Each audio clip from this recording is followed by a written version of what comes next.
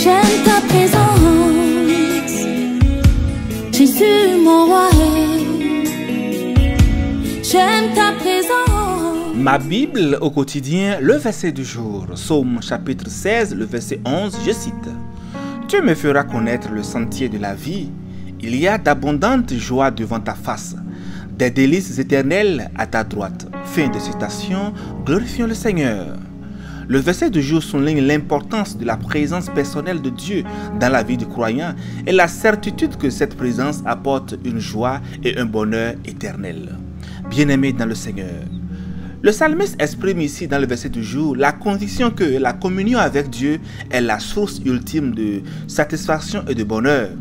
La présence de Dieu apporte une joie éternelle car elle n'est pas soumise aux changements et aux fluctuations de la vie terrestre. David a fait de l'Éternel son refuge et sa présence est effective dans sa vie. Au verset 1, David dit « Garde-moi, ô Dieu, car je cherche en toi mon refuge ». Le chemin de Dieu est celui qui nous conduit vers lui, vers sa présence, où nous pouvons trouver le bonheur et la paix éternelle. Le verset du jour nous dit également que devant ta face, des délices sont à jamais. Cela signifie que la présence de Dieu est la source ultime de notre joie et de notre bonheur. Bien-aimés, la présence de Dieu est un lieu de joie éternelle car elle nous procure une sécurité inébranlable et une satisfaction durable.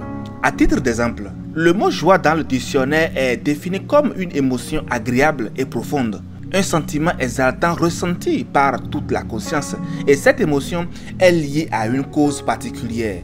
La joie ne vient donc pas de nulle part, elle est le fruit d'un événement spécifique dans notre vie.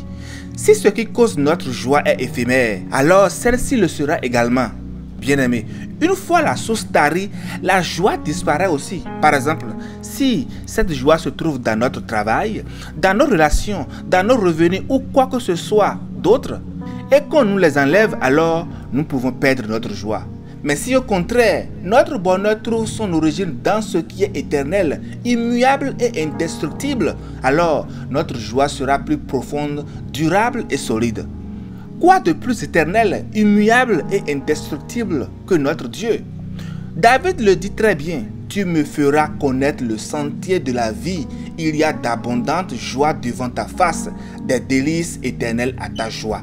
La joie en abondance se trouve dans la présence de Dieu, cher ami. Dans la présence de celui qui nous aime plus que tout, dans la présence de celui qui peut tout. Cette joie incroyable nous est réservée, bien-aimés. Elle est la réponse à qui est Dieu, ce qu'il promet et ce qu'il fait.